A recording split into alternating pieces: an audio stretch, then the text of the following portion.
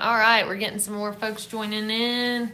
Still a couple minutes before start time. So Christopher says hello, hello, hello. Tim says, how are you feeling? Pretty good. So I guess I'll go ahead and tell y'all, yesterday I made a post about it, but we were sitting there and we were like, we've done 7 miles, I believe it was so far, somewhere around there. And then the trail was supposed to cut northwest, and then it would come back east on a road walk, like on a highway. And so we looked, and this is the trail of create your own adventure. So we looked and we were like, if we just go northeast on Highway 90, then we're going to have to road walk anyway, so might as well road walk here. So we created basically a self-made alternate. And I thought that at some point we would stop and camp because, we haven't even done 20 miles yet. So I didn't necessarily think that we would do 28. But part of me was kind of like, we're going to end up doing all of this 21 miles. I just know it. And so we did 21-mile road walk and plus the 7.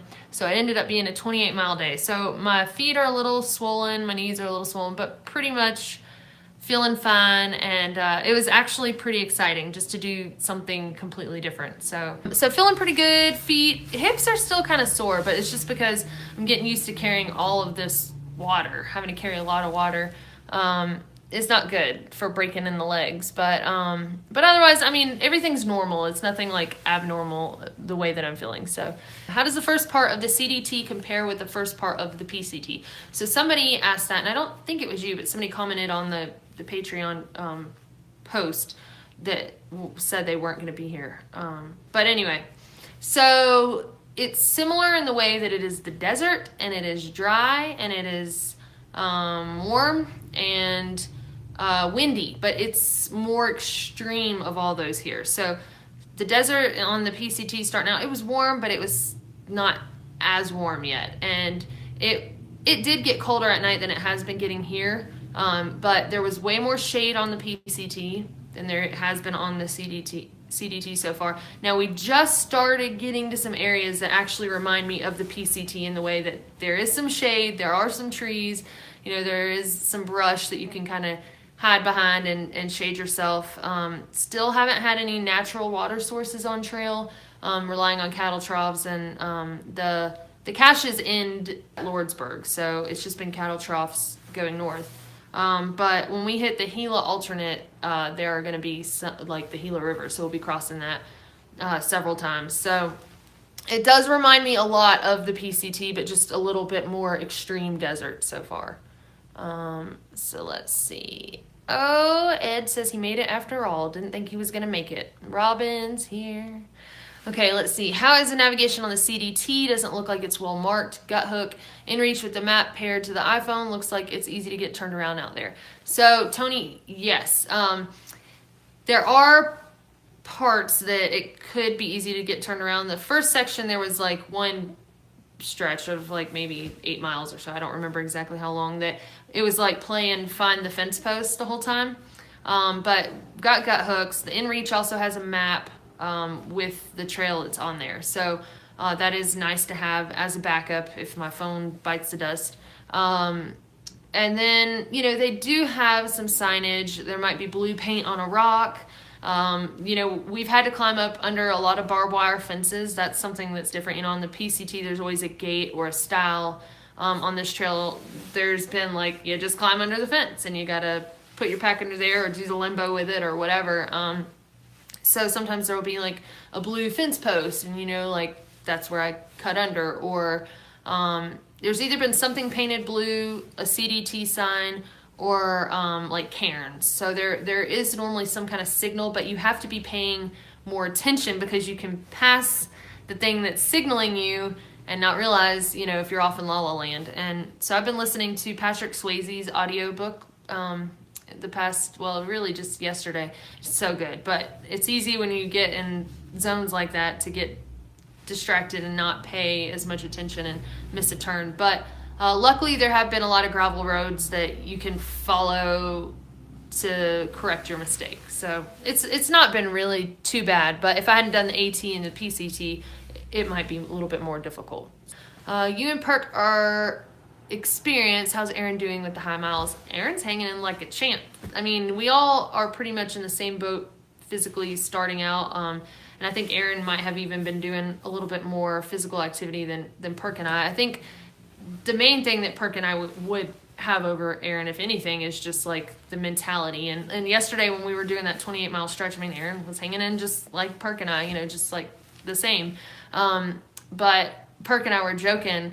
At one point, Aaron was behind us, and I was like, we should holler back to him, that like, don't worry, just push through the pain of your feet because they'll go numb eventually, and we were like laughing about that. And Perk was like, yeah, just before they rot off, you'll feel nothing. It's okay. And like, we seriously laughed about that so much, like, because honestly, when I did the 24-hour challenge, one of my toes had that gnarly blister, and it looked like it was rotting. And I'd sent a picture of it to Aaron, and he said, like, it looks like you forgot to put your toe in the refrigerator, like it just spoiled or something. And so we just laughed about that yesterday. But so no, he's hanging in just fine, actually. What are the nighttime temps? So starting out, I want to say that it was like maybe in the 60s, upper 60s or something. There have been some nights lately where it's gotten down to like mid 40s, I believe. So it actually got kind of chilly. As soon as I sent home, I had a warmer sleeping top, and as soon as I sent it home, it got cold at night. But I still have the puffy. I'll never get rid of this, like never send it home, because you just never know when you're going to have a snap, and I like to have this. I don't know. And if nothing else, it's my pillow. So is Perk still carrying the uke, and is he playing? Yes. He actually, I think, is still happy that he has his uke. He plays every so often, he'll walk a little while and then he's like, oh, it's in my hands, might as well play it. And so he plays at breaks, and so he's working on the singing, but he is playing, and the playing is getting better. Sorry if I missed this. Are you hiking on private property easements at time, or is it all public lands? Both. Yes, some are easements, and for example, the post that I made about saving the calf, like that is through private land, but an easement where the trail is. So you definitely have to be respectful of that. And I don't know if people necessarily realize that, but something to think about for sure.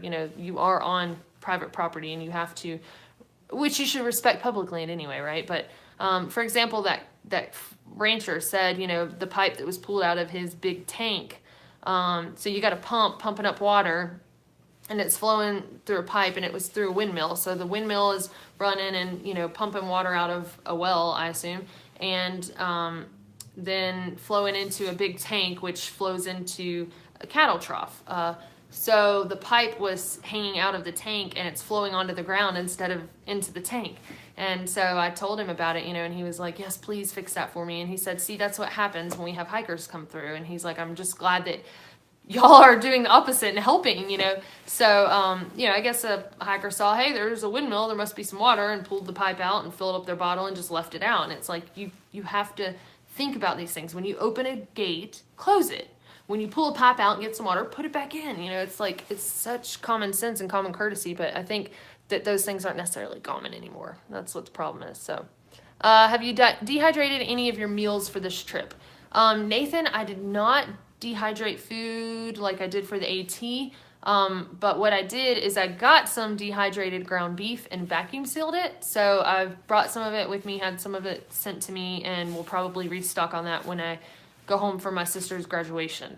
So I didn't dehydrate it myself. I will say that my recipe, which I have a video on where I dehydrated it for the AT, it tastes a lot better than like the Mountain House ground beef, but it's still good. So, I added it to mashed potatoes with some cheese the other night and called it like Trail Shepherd's Pie. That was Perk's idea, and it was actually really good. So it's good, but it's just not as good as if I had dehydrated it at home. But that's okay. It took less time.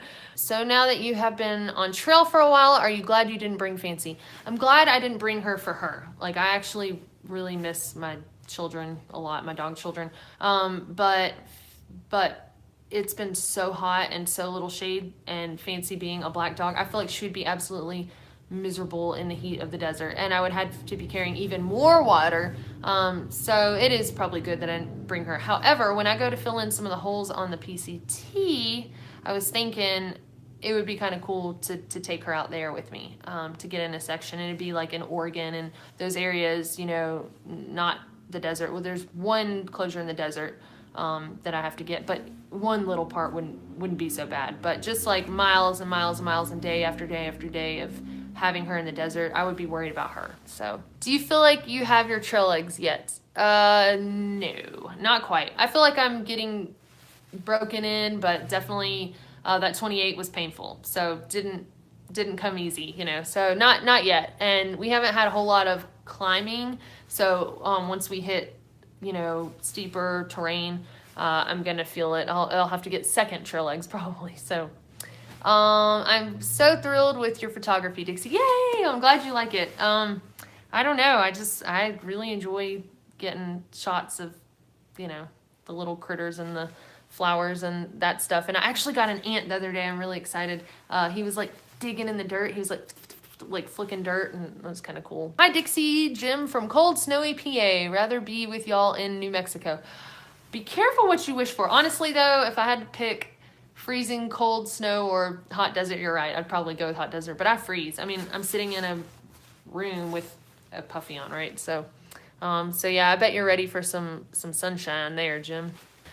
Tim says, have you seen any more thru-hikers? Nope, still just the ones. Well, we saw one more in Lordsburg, so I guess I've seen 6 others total now. Last night, Perk and I had dinner with one of the guys that we had seen before, and we caught up with him in this town. So, but he hiked out today. So he's a pretty cool fella. I think his Instagram is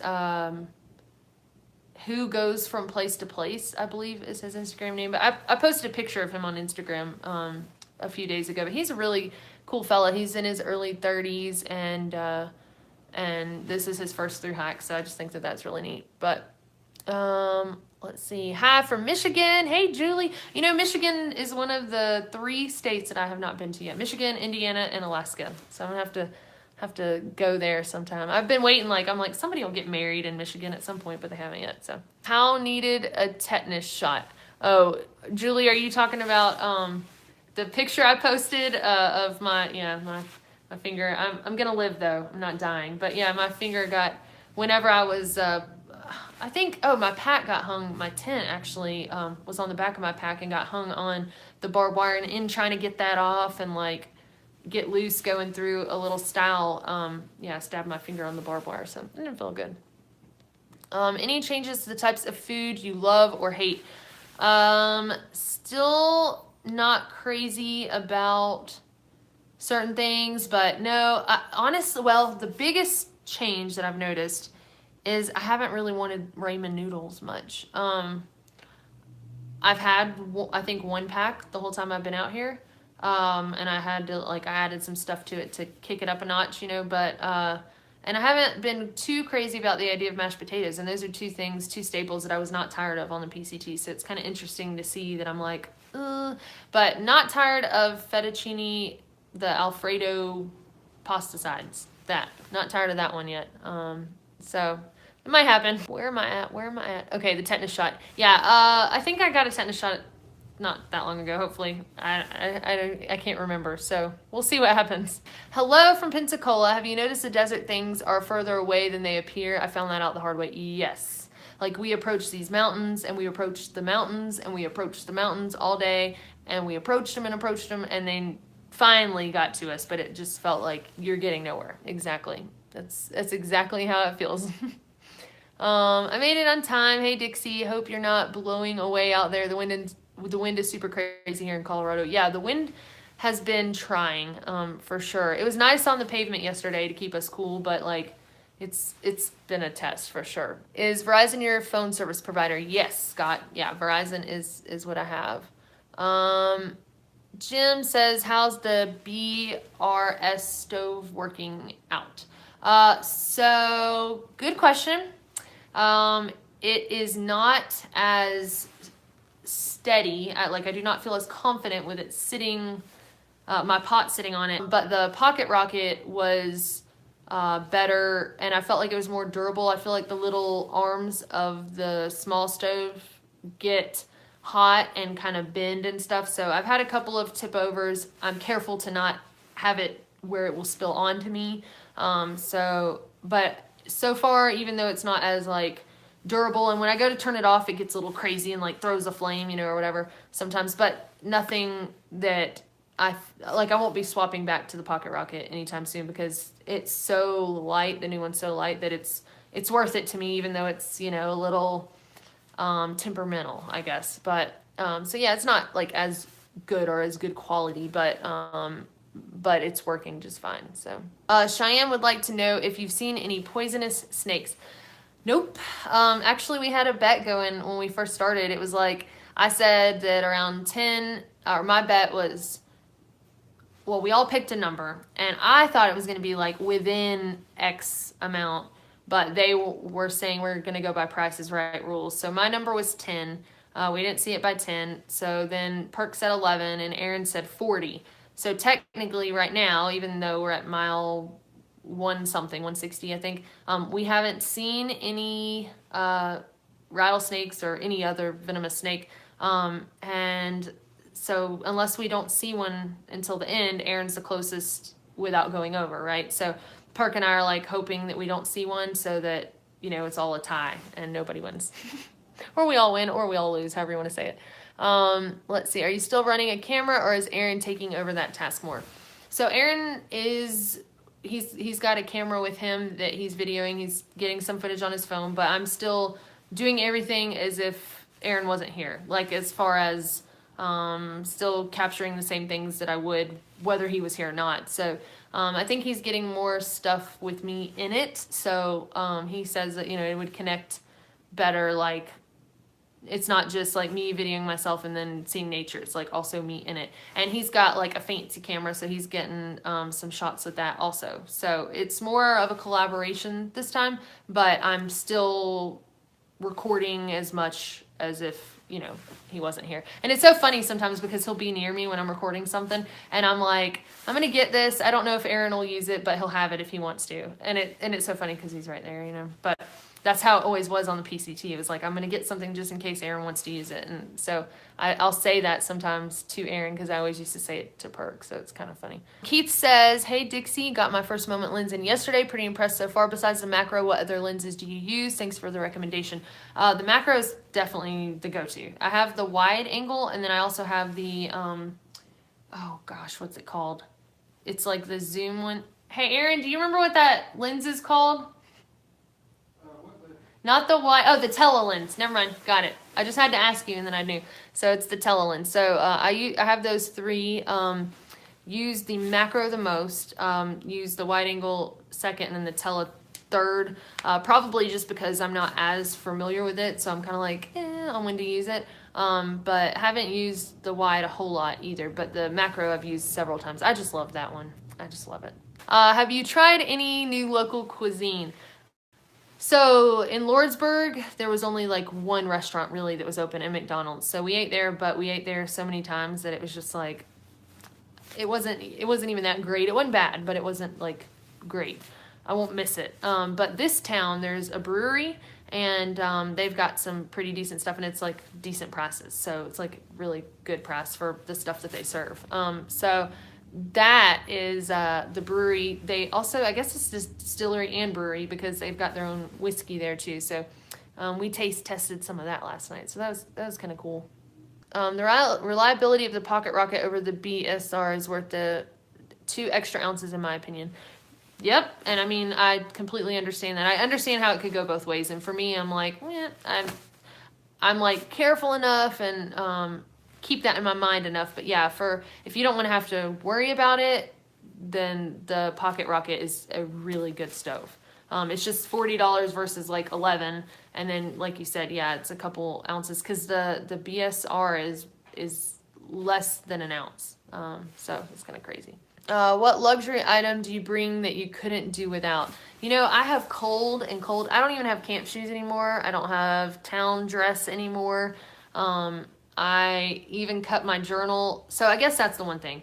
My journal, it's a composition notebook, and what I did is I pulled out the threading and took out half the pages, and so I'll get those pages sent to me and mail the other ones home, because I like having the outside of the composition notebooks to put stickers on, and I've been keeping a journal and a composition notebook since I was like 14. I mean, there have been gaps, don't get me wrong, even like maybe a year or more of gaps, but every time I've written in a journal since I was 14, it's been in one of those. So I just didn't want to take anything different on the trail, but I couldn't justify 11 ounces anymore. You know, I did on the AT and the PCT, and I was like, I need to lighten it up for the CDT. So that's what I did. So it's like 5 to 6 ounces. And to me, it's worth it. Like I would rather have that than my camp shoes. And I do have my collapsible Sea to Summit cup that I like having also, because it's got the increments of, you know, volume, or cups, you know. It's got the little marks to let you know how much you're measuring out. So I like that. And I like to be able to drink my coffee while I'm eating my breakfast. And so, you know, it's my thing. Are you using the same trail runners as the PCT? Yes. Still using Ultras. These are actually Lone Peak 3.5, so they're the newer ones, and they're actually a little bit, I think, smaller. But it's okay, because I think I'm wearing 11s, and I think I could have probably gotten away with a 10.5, but I was afraid to try it. So these are actually a little bit smaller, so I think, you know, they fit pretty well. I don't have any toenails popping off so far, so we're good. AA run. I use Charmin wipes. Yeah, I use wipes too. Aaron uses wipes. Perk doesn't. Perk's been playing this game of no poops in the woods. So he actually lost yesterday at, I can't remember what mile, but he was very disappointed with himself. He said, I started sweating and it wasn't the heat. So anyway, he lost the game. Is there trail days for the CDT? Yes, there is. And I believe it's here in Silver City, but we'll be gone. It could be something that we hitch back for, but I don't know. For us, it might be better to just take that time that we would do that and, you know, take off and rest. So I don't know. We'll see what happens. Let's see. Dixie, when will you play your harmonica for us? So I've had it bounced ahead. I haven't actually used it yet. You know, it was like I was wanting to get everything else settled. So maybe when we start having some fires and things like that, and I can play around with it. I need to look up a good, like, beginner's tutorial video. I mean, I know you can blow in the thing and it sounds all right, and that's kind of foolproof, but I don't know. We'll see. I haven't started messing with it yet. Especially in bear country, I'll probably practice there, because, you know, scare the bears off, hopefully. Unless it sounds like sweet music to their ears and draws them in, but I doubt that. Can't wait until you reach Wyoming. I think you will love the winds. The Wind River Range. Yes, I'm so looking forward to that. And I think I'm going to be like taking too many pictures and not be able to hike probably. But I am really excited about that part. Are you still using the Black Diamond trekking poles? Yes, I have the same pair from the PCT, and they're holding up great. They're not slipping on me like when I'm going downhill. The locks, you know, haven't given out. So I love those trekking poles. I really do. Are you seeing more wildlife yet? You know you will eventually. Yeah, I have seen more jackrabbits, more birds. So yeah, they're starting to be life on the CDT. So that is good. And I think especially once we get around like natural water sources, we're going to start seeing a lot. Terry here, you're such an inspiration. Can't get hiking off the mind. Good. Don't get it off your mind. Just, you know, keep thinking about it. Keep getting out there and doing it. So I mean, I think literally if people got outside and walked around in nature, first of all, I just feel like, I don't know, the movement and like getting outside and exercising and getting sun, you know, people are so vitamin D deficient, and just all of those things would just really make people a lot happier. But I'm just one opinion in a sea of them. So what's your typical hiking day like, Dixie? Breaks, lunch during the day? How do you break up the mileage?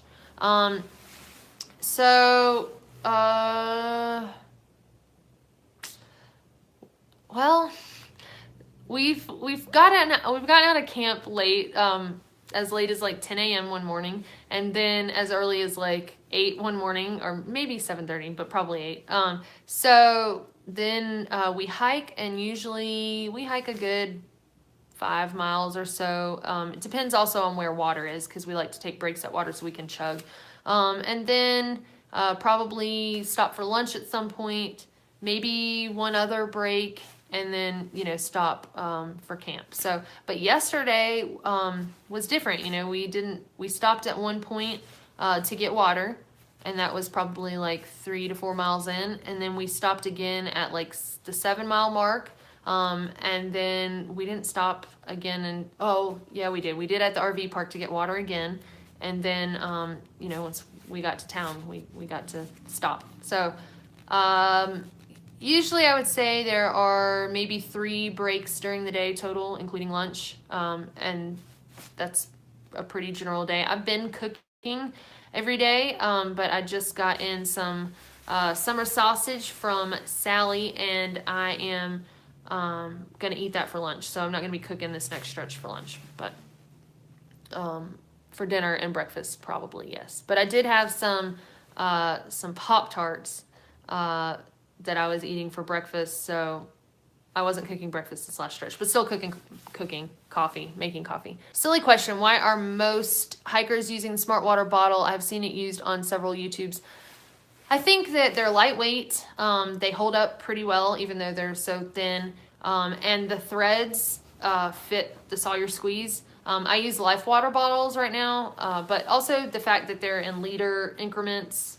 So there's nothing necessarily special about it. I mean, you could probably put a Sawyer squeeze on the 2-liter Coke bottle, but the fact that you can collect your dirty water in that bottle, screw on the Sawyer, and then drink out of it is just, it's nice. Have you had more type 1 or type 2 fun so far? I think it's probably a good mixture of both.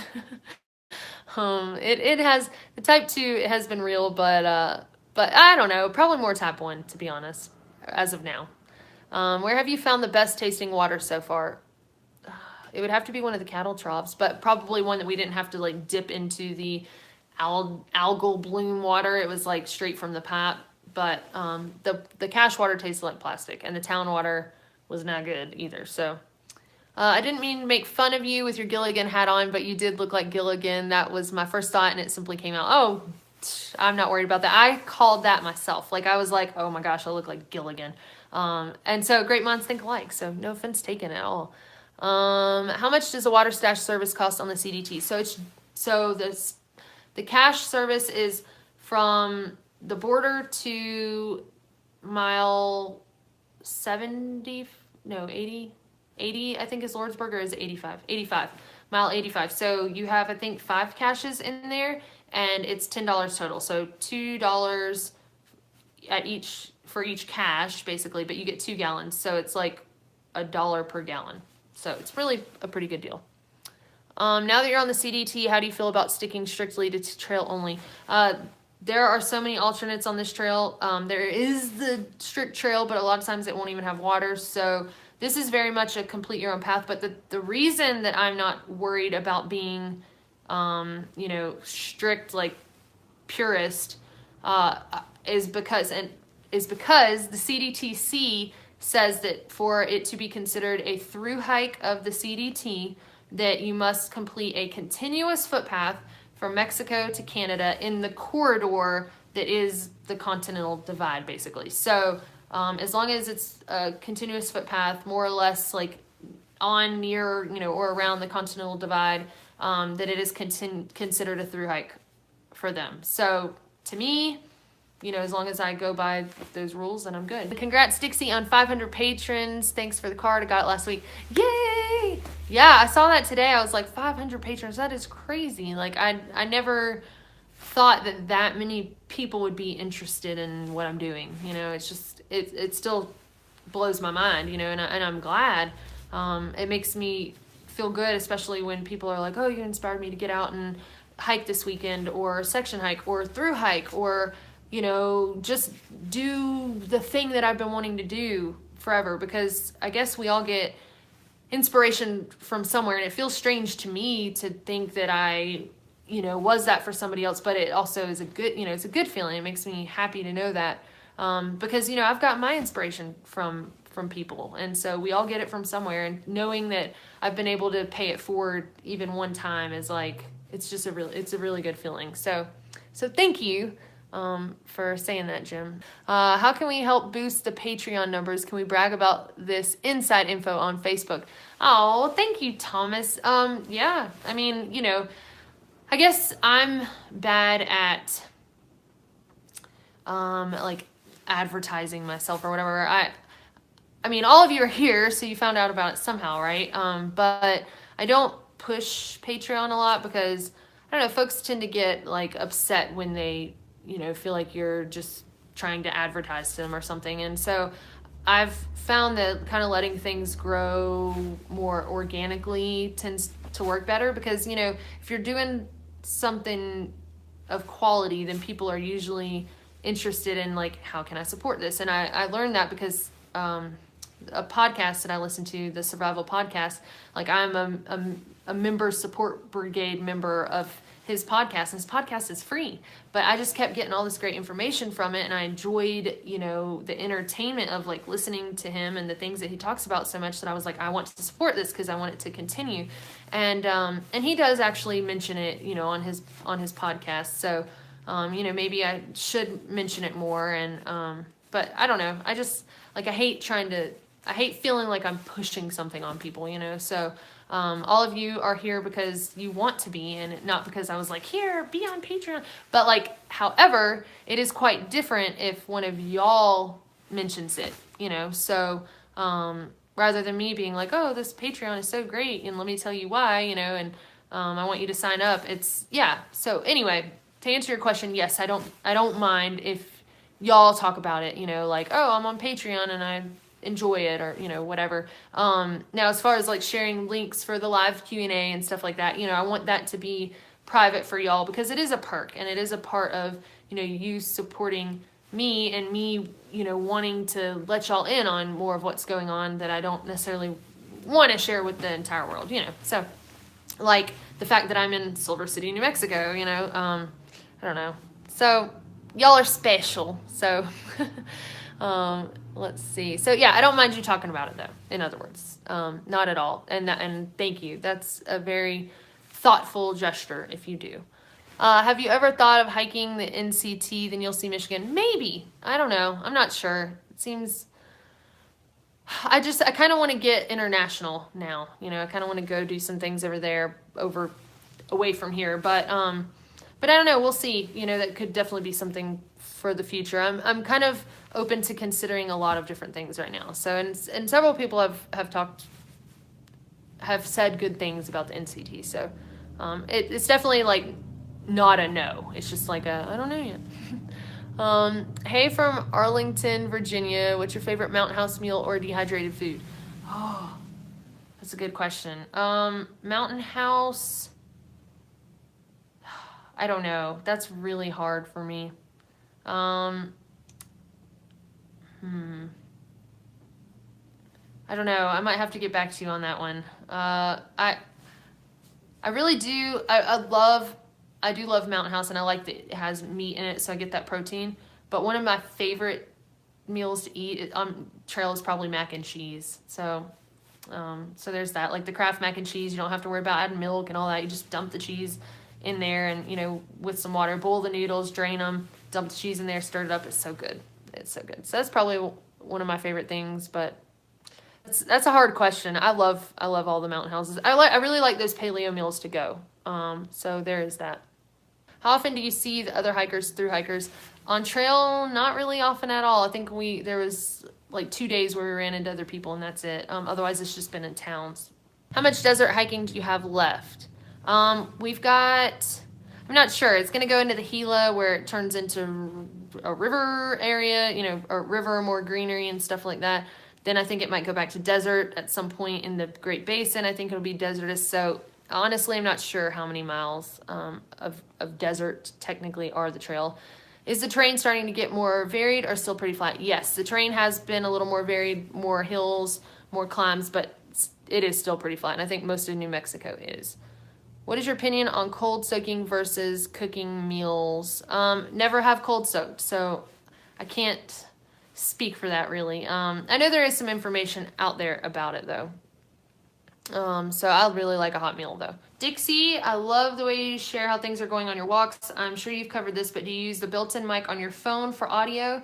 And is Aaron the person doing your editing? Thanks so much for inspiring all of us. So I am using the built-in mic, except when it gets like really windy outside, and then I put headphones in. I had a mic that I was using, and it does something to the audio. It's messing up the audio. It sounds like a bad connection. So I'm going to contact the manufacturer of that mic and see if they can replace it, because the sound sounded good except for when it did that connection thing. You could tell it was like something with the mic, not with the wind. So otherwise it sounded pretty good. So I'm trying to work on that. And now I have another little mic that I was wearing when I did the videos at home. I'm going to try that now and see how that works while I contact those people. And Aaron is editing, so he's the one still doing the editing even though he's here. I'd love to hear more about water. Do you think it's going to be necessary to subscribe to water drops as the trail becomes more traveled, possibly due to climate fluctuations? Prepaid water may become imperative. Has your source remained reliable?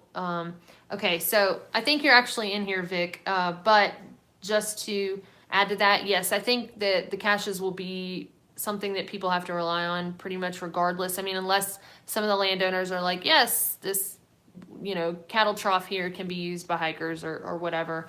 So I think they'll just have to put more bear boxes out there with more water jugs in it as it becomes more and more popular. And the water sources have just been those troughs, and they are reliable because, people's cattle are relying on them, but still no natural sources. So let's see. Wondering if you miss having your camp shoes along, or is it still not worth the wait? So I do miss my camp shoes at times, like when I'm going to dinner, when I get into town more, I miss them than like actually at camp.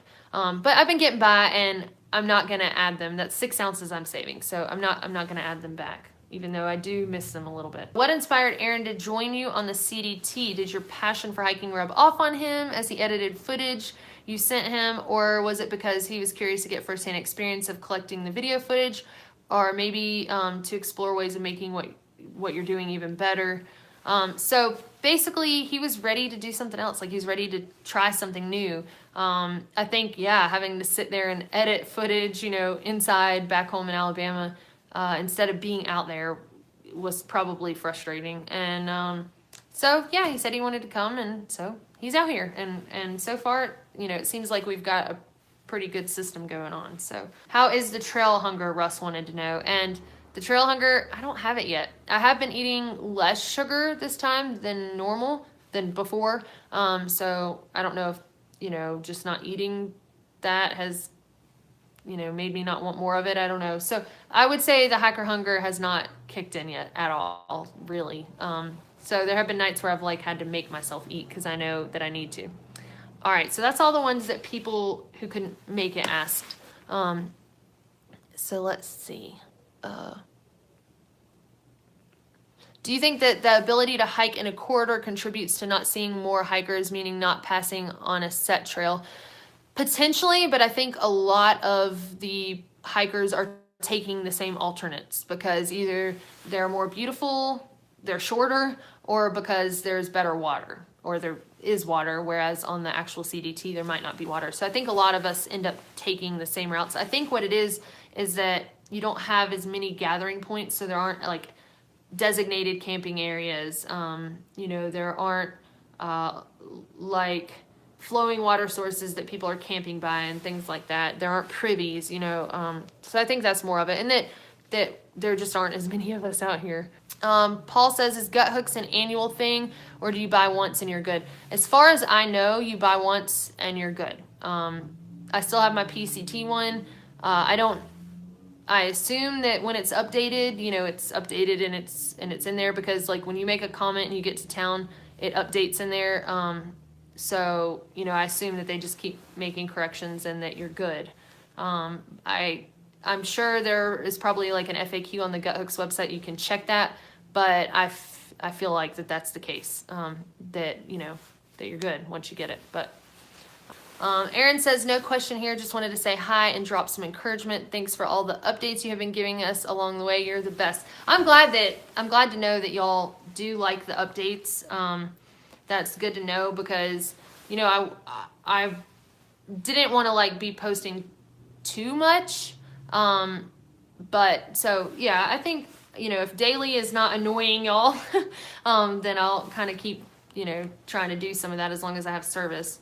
I want y'all to know about stuff before 3 weeks later, you know. I want y'all to be more up to date. All right, well, I think that is all the questions that we've got for this Q&A. So thank y'all for joining. And Gus wants you to know that we will do 4 days on the AT this summer out by Asheville. Oh, cool. Well, tell Gus that I hope that he enjoys it. I know it's not skiing or snowboarding or, you know, anything in the snow, but hopefully y'all will have a great time. So have fun, Gus. Good night. Thank you, the kids loved it. Oh, good. I'm glad they did. I'm glad. That's so cool that there are kids watching this and enjoying it. So y'all are doing some good parenting. I mean, I guess I shouldn't speak. I don't have my own children, but that's how I would think I would want to do it. So, all right. Well, thank y'all. Thank y'all so much, for dropping in. And, you know, as soon as I get good Wi-Fi in another town, I will definitely do another live Q&A. And, otherwise I'll be updating, and y'all feel free to ask questions, you know, on those posts, and I'll keep answering them. So thank y'all so much for everything and the support, and we'll see y'all next time.